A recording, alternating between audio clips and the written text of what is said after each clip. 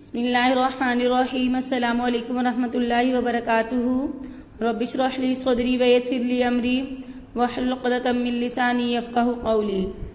رب زدنی علما رب زدنی علما رب زدنی علما۔ طلبات، ہم پڑھ رہے تھے قرآن پاک کے نزول، قرآن پاک کے طریق نزول کے بارے میں کہ قرآن پاک کب نازل ہوا، کتنا نازل ہوا، اور وہ کون سی آیات ہیں جو کسی واقعے یا کسی قصے کا یا کوئی پس منظر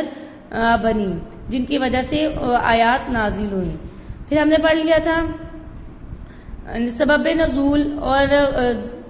اسباب نزول کے بارے میں۔ آج ہم نے پڑھنا ہے سبب نزول اور اختلاف روایات، یعنی سبب نزول کسی وجہ سے جو آیات نازل ہوتی ہیں،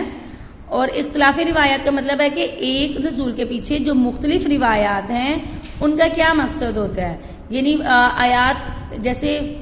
کوئی آیت آپ لے لیں وَلَا أَمْرُنَّهُمْ والی آیت لے لیں، آیت ایک ہے لیکن اس کے پیچھے جو واقعہ سبب نزول ہے اس کے متعلق دو روایات آ گئیں، دو واقعات آ گئے۔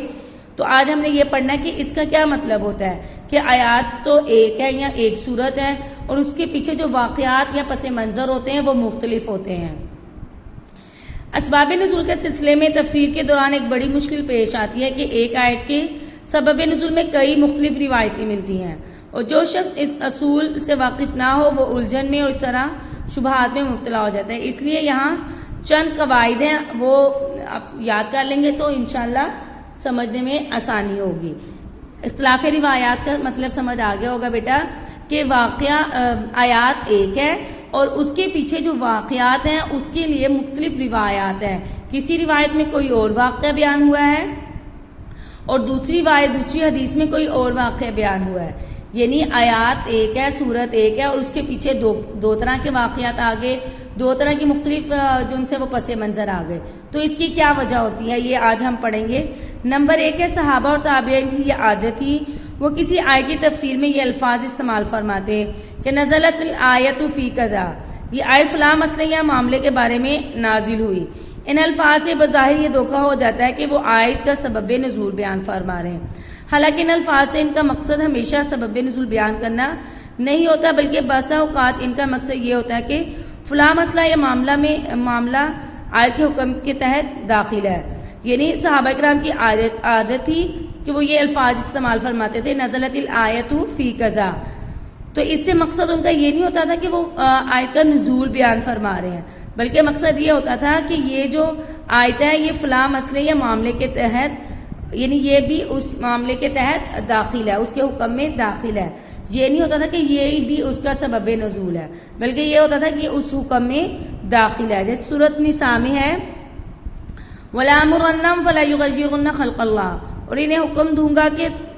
وہ اللہ کی تخلیق میں تبدیلی پیدا کریں۔ اس کی تفسیر میں حضرت انس بن مالک و حضرت اکرمہ وغیرہ سے مروی ہے کہ یہ آیت اختصاص خستین نکال دینے کے بارے میں نازل ہے، لیکن اس کا یہ مطلب نہیں کہ عہد رسالت میں کسی نے خستین نکلوا دیے تھے اور یہ واقعہ اس آیت کے نزول کا سبب بنا، بلکہ مقصد یہ ہے کہ اختصاص کا عمل بھی انہی شیطانی افعال میں سے داخل ہے جنہیں شیطان نے اللہ کی تخلیق بدل ڈالنے سے تعبیر کیا، اور آیت کا مطلب یہ نہیں کہ اللہ کی تخلیق کو بدل دینا اختصاص میں منحصر ہے، بلکہ اس کی اور بھی بہت سی صورتیں ہو سکتی ہیں۔ صحابہ کا تابعین کی یہ اسلوب بیان سے معلوم ہو کہ شان نزول کے بارے میں دو قاعدے ہیں، یعنی صحابہ کرام جو یہ کسی آیت کے بارے میں کہہ دیتے ہیں نزلت الآیت، تو یہ اس کے بارے میں دو قواعد ہیں۔ ایک قاعدہ یہ معلوم ہوتا ہے کہ اگر کسی آیت کی تفسیر میں دو مختلف روایات ہوں، دونوں میں یہ الفاظ استعمال کیے گئے ہوں نزلت الآیت فی کذا، کہ یہ آیت فلاں معاملے میں نازل ہوئی، لیکن دونوں نے الگ الگ معاملات ذکر کیے گئے ہوں، تو در حقیقت دونوں میں کوئی تضاد نہیں ہوتا، بلکہ دونوں اپنی جگہ پر صحیح ہوتے ہیں، کیونکہ ان میں سے کسی کا مقصد یہ نہیں ہوتا کہ معاملہ آیت کا سبب نزول، بلکہ منشا یہ ہوتا ہے معاملہ آیت کے مفہوم اور حکم میں داخل ہے۔ مطلب یہ کہ بیٹا انہوں نے نزلت الآیت فی کذالک فی کذا فرمانے کا مطلب یہ ہوتا ہے کہ یہ ایک دوسرے کے تضاد نہیں ہے، دو اگر واقعات آ گئے تو وہ ایک دوسرے کے تضاد نہیں ہے، بلکہ یہ ہوتا ہے کہ دونوں واقعات اپنی جگہ پر ٹھیک ہیں، اور مطلب یہ ہوتا ہے کہ یہ آیت فلاں معاملے میں بھی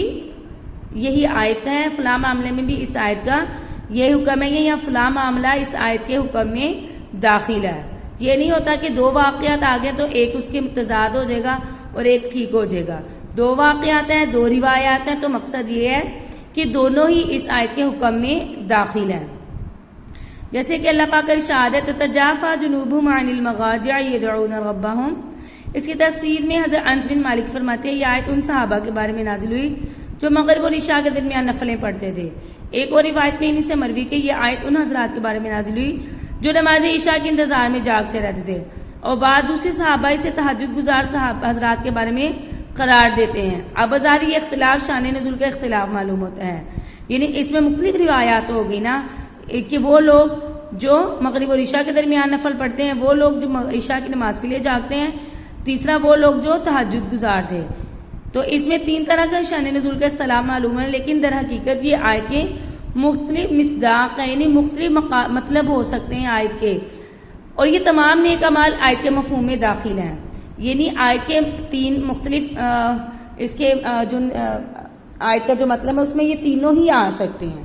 کہ وہ کون سے لوگ ہوتے ہیں. وہ عشاء کے درمیان جو نوافل پڑھتے ہیں وہ بھی ہو سکتے ہیں، اس میں وہ بھی لوگ ہو سکتے ہیں جو عشاء کی نماز کے لیے جاگتے ہیں، اور اس میں تہجد گزار بھی شامل ہو سکتے ہیں. یعنی ایک آیت تینوں قسم کے لوگوں کو اس آیت کا مصداق ٹھہرایا جا رہا ہے، یعنی تمام نیک اعمال آیت میں شامل ہے. دوسرا قاعدہ یہ ہے کہ اگر کسی آیت کی تفسیر میں دو روایتیں ہوں، ایک میں نزلت الآیت فی قضاء کے الفاظ استعمال کیے اور دوسری میں صراحتاً کسی واقعے کو آیت کا سبب نزول قرار دیا، تو دوسری روایت پر اعتماد کیا جائے گا، اور پہلی روایت چونکہ شان نزول کے مفہوم میں سری نہیں ہے، اس لیے راوی کے اپنے اجتہاد اور استنباط پر محمول کیا جائے گا. مطلب دو روایتیں ہیں، دو احادیث ہیں، ایک میں اس طرح کے الفاظ ہیں نزلت الآیت فی قضاء، اور ایک میں واضح طور پر واقعہ بیان ہو رہا ہے. تو جس میں واضح طور پر صریح طور پر واقعہ بیان ہوا ہے اس روایت کو، اس حدیث کو لیا جائے گا، اور جس میں نزلت الآیت والے الفاظ استعمال ہوئے ہیں وہ راوی کے اپنے اجتہاد، اس کے راوی کا اپنا اجتہاد سمجھا جائے گا. جیسے نساءکم حرث لکم فأتوا حرثکم انا شئتم، تمہاری بیویاں تمہاری کھیتیاں، لہٰذا اپنی کھیتی میں جہاں سے چاہے آؤ. اس آیت کے بارے میں امام بخاری نے ابن عمر کا یہ قول نقل کیا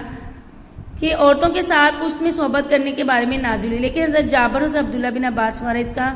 سبب نزول صراحتاً یہ بتاتے ہیں کہ یہودیوں کا یہ خیال تھا کہ مباشرت پیچھے کی جانب سے کی جائے تو اولاد بھنگی ہوتی ہے، اس کی تردید کے لیے یہ آیت نازل ہوئی، اور اس نے یہ واضح کر دیا کہ مباشرت کی جگہ ایک ہی ہے جس سے اولاد پیدا ہو سکے، لیکن اس کے لیے کوئی راستہ بھی اختیار کیا جا سکتا ہے. یعنی یہ واقعہ صراحتاً بتا دیا گیا، تو یہ کیا ہوا، آیت کا شان نزول ہوا.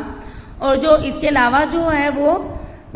اس کا شان نزول نہیں ہوگا، بلکہ کہیں گے وہ اس حکم میں داخل ہے. جو شان نزول ہے وہ یہی ہوگا، یہودیوں والا، جو یہودیوں کا خیال ہے. ان دونوں روایتوں میں جابر اور ابن عباس چونکہ دونوں کی صریح ہے اس لیے ترجیح ہوگی ابن عمر کے قول کو استنباط، یعنی ان کا اپنا اجتہاد قرار دیا جائے گا. اور مطلب یہ نہیں کہ پشت میں صحبت کرنا آیت کی روح سے جائز ہے، بلکہ عورتوں کے ساتھ لواطہ کرنا بھی حرام ہے. نمبر 2 ہے سبب نزول متعین کرنے کے لیے دوسرا اصول یہ ہے کہ اگر ایک روایت صحیح سند کے ساتھ آئی اور دوسرے ضعیف یا مجروح سند کے ساتھ، یعنی ایک روایت بالکل ٹھیک ہے، اس کے سارے راوی ٹھیک ہے، اور دوسری جو سی ہے وہ کہیں سے ضعیف ہے یا مجروح ہے، تو ہم جو صحیح روایت ہے اس کو لیا جائے گا اور ضعیف کو چھوڑ دیا جائے گا. جیسے وضحیٰ واللیل اذا سجی میں ہے. اس آیت کے شان نزول میں امام بخاری حضرت جندب کی یہ روایت ذکر کرتے ہیں کہ آپ صلی اللہ علیہ وسلم کسی تکلیف کی وجہ سے 1 یا 2 راتیں تہجد کی نماز میں نہ پڑھ سکے. اس پر ایک کافر عورت نے طعنہ دیا، معلوم ہوتا ہے کہ تمہارا معاذ اللہ شیطان نے تمہیں چھوڑ دیا. اس پر یہ آیتیں نازل ہوئیں. اور دوسری طرف یہ ہے کہ حفص بن میسرہ کی نانی خولہ سے جو آپ صلی اللہ علیہ وسلم کی خادمہ تھی، یہ روایت نقل کی کہ ایک مرتبہ ایک کتے کا پلا آپ کے گھر آ کر چارپائی کے نیچے مر گیا اور 3-4 دن تک وہی نہ آئی. پوچھا گیا کیا بات ہے جبرائیل میرے پاس نہیں آ رہے، تو میں نے دل میں کہا مجھے جھاڑو پونچھا کرنا چاہیے. جب اس نے جھاڑو پونچھا لگایا تو نیچے سے کتے کا جو پلا ہے وہ نکل آیا. اس موقع پر آیات نازل ہوئی. لیکن یہ جو دوسری روایت ہے جس میں کتے کا بچہ مرا ہوا نکلا، یہ اس کی سند ضعیف ہے، یہ صحیح نہیں ہے. تو اس لیے جو پہلا واقعہ ہے کہ جو آپ صلی اللہ علیہ وسلم تکلیف کی وجہ سے 2-3 راتیں جاگے اور تب پھر وہی عورت نے جو تانا دیا اس پر یہ آیات نازل ہوئی ہیں، نہ کہ یہ جو دوسرا جو واقعہ ہے اس پر، کیونکہ اس کی روایت کیا ہے؟ ضعیف ہے۔ اس لیے جب دو روایتیں آ جائیں گی تو جس کی روایت زیادہ مضبوط ہوگی اس کو لیا جائے گا۔ بعض مرتبہ شان نزول کی دونوں روایتیں سند کے اعتبار سے صحیح ہوتی ہیں۔ ابھی ہم نے نمبر 2 میں پڑھا تھا کہ اگر دو روایتیں ایک صحیح ہو ایک ضعیف ہو تو صحیح کو لیا جائے گا، ضعیف کو چھوڑ دیا جائے گا۔ اب بات یہ آگے کہ اگر دونوں ہی روایتیں صحیح ہوں تو پھر کس کا اعتبار ہے؟ کہتے ہیں اگر دونوں روایتیں سند کے اعتبار سے صحیح ہیں، کسی ایک روایت کے حق میں کوئی ترجیح پائی جاتی ہے، مثلا یہ کہ ایک سند دوسری کے مقابلے میں زیادہ مضبوطی ہے، ایک کا راوی ایسا ہے جو واقعے کے وقت موجود ہے اور دوسرے کا جو راوی وہ واقعے کے وقت موجود نہیں ہے، تو ایسی صورت میں اس روایت کو اختیار کیا جائے گا جس کا راوی واقعہ پر موجود تھا۔ اس کی مثال سورۃ اسراء کی آیت ہے، یسألونک عن الروح، ہم پڑھ رہے نمبر 3 میں بیٹا کہ ہم نے پڑھا تھا جس کی سند زیادہ صحیح ہوگی اس کو لیا جائے گا۔ اب یہ بات آ گئی کہ اگر سند دونوں کی صحیح ہے تو پھر کس روایت کو لیا جائے گا؟ اگر سند دونوں ٹھیک ہیں تو پھر جو راوی واقعے پر موجود تھا اس کی سند کو، اس کی حدیث کو، اس کی روایت کو لیا جائے گا۔